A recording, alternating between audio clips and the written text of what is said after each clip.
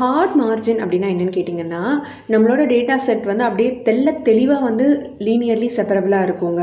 Soft margin அப்படின்னா என்னென்னா, ரொம்ப அழகாக வந்து லீனியர்லி செப்பரபிளாக இருக்காது அந்த டேட்டா செட்டு. சில டேட்டா பாயிண்ட்ஸ் வந்து சம்டைம்ஸ் கிளாஸ் 1ஓட சில பாயிண்ட்ஸ் வந்து அங்கே உட்காந்துருக்கும். கிளாஸ் 0ஓட சில பாயிண்ட்ஸ் வந்து இங்கே உட்காந்துருக்கும். இந்த மாதிரி இருக்க டேட்டா செட்டுக்கெல்லாம் நம்ம வந்து சாஃப்ட் மார்ஜின் ப்ரிஃபர் பண்ணணும் அப்படின்னு சொல்கிறாங்க.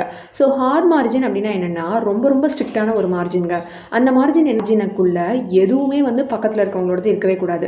அவன் என்ன அவனோடது மட்டும்தான் இருக்கணும். அவன் கூட இருக்கவனோடதுலாம் இருக்கக்கூடாது. அந்த மாதிரி சாஃப்ட் மார்ஜினில் என்ன பண்ணுவாங்கன்னு கேட்டிங்கன்னா, கொஞ்சம் வந்து லீனியாரிட்டி இருக்கும். லைக் ஓகேப்பா, கொஞ்சம் நீ வந்து பரவாயில்ல, கிளாஸ் 0 தான், அவனோட மார்ஜின் தான், நீ எனக்கு நல்லா தெரியும். பட் கிளாஸ் 1ஓட ஆட்கள் யாரோ 1-2 பேர் உனக்குள்ளே இருந்தாங்கன்னா கூட நான் வந்து உன்னை அக்செப்ட் பண்ணிக்குவேன், ஐ டோன்ட் மைண்ட் அப்படின்னு சொல்லிடுவாங்க.